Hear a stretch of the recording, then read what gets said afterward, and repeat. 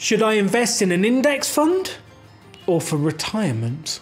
This is one of the biggest areas of confusion in the finance courses we run. And every time we run the course, we get this question over and over and over again. Should I invest in the Vanguard or should I invest in a pension? Yeah, we get questions like that, don't we? Should we invest in index funds or should I invest in Vanguard? Should I invest in an ISA? Should I invest in Vanguard? Should I put my money in a 401k or in an index fund? And people make this thing that it's an either or. Should I invest for my retirement or buy index funds? And what we want to tell you is it's the same thing. It's the same thing. It's not a binary choice. And I think what's happened here is a confusion over different levels of thinking about investing. And this is basically the fundamental root of a lot of the confusion here, is these levels of thinking. So we're going to explain to you basically the 3 levels to think about this stuff. At the very top, you've got account, which is the type of account. Hopefully it's a tax advantage account. So the account might be an ISA, an individual savings account, a pension, a SIP.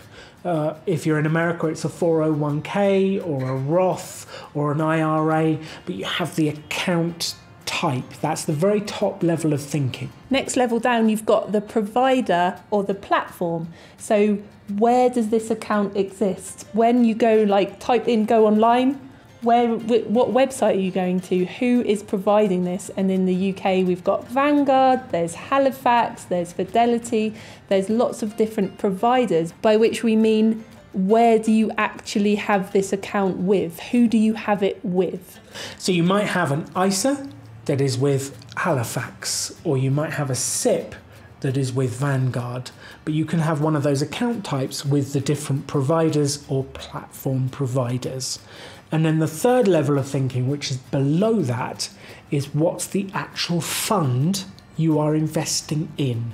So you're investing in a global index fund. Are you buying that index fund from Fidelity? Are you buying it from Vanguard?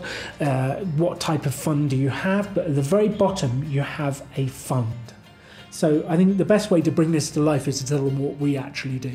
Yes, so we each have an ISA and a SIP, and we have those with Halifax. So Halifax is the provider, the account type is both an ISA and a SIP. So when I go to my Halifax account, because I want to know how much are in my investments, I log on to my Halifax account, up comes my different accounts. So it says ISA and the amount that I have. It says SIP and the amount that I have. And then within each of those, I choose which fund I want to buy. So within my ISA, which is in Halifax, I want to buy the Vanguard FTSE Global All Cap Index Fund. So that's the fund, and the fund is with Vanguard, but I have it in my Halifax account and it's in an ISA, individual savings account. So we can see why people get confused, because it's there's confusing all this for us. Terminology around it. And also Vanguard can be confusing as well, because Vanguard is both a provider or platform and a type of fund. And it has the funds itself. So we buy Vanguard funds within the Halifax platform, but you can also buy Vanguard funds from the Vanguard platform. Yeah, you might well have a 401k that is held with Vanguard, and you own a Vanguard index fund within it. So you might actually have all 3 of those levels within someone like Vanguard or Fidelity or other providers. But this is where the confusion is. People think, do I buy an index fund or do I invest in my pension?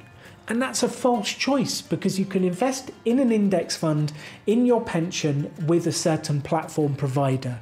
And this is one of the biggest confusions people get with this investing stuff, is those 3 different levels. Learning about investing is like learning a new language. There are a lot of terms that we've just talked about, and it can sound like jargon. Well, it is jargon until you go away. Until you understand it. Until you go away and you start to learn. And there's lots of resources out there that we can point you to, that you just need to take it slowly, take a term at a time and understand it. What do you do when you're learning a foreign language? You look up the word if you don't understand it. The same is true with finances, and it's a whole new language to learn, and it can be overwhelming and confusing. You just have to take it slowly, take each term one at a time and figure out what it is. So based on all of those things, if you need to find out more and look up terms, you can go on Investopedia, you can go on all sorts of different sites to look out the terms, or we created an entire set of guides for you at alandonegan.com/investing, and you can look up a lot of those terms and work it out. Just take it easy and take your time learning the language of finance. A lot of you that are watching this video are not subscribed to our channel. No pressure whatsoever, but if you could hit subscribe and be informed about future videos, that would be fantastic.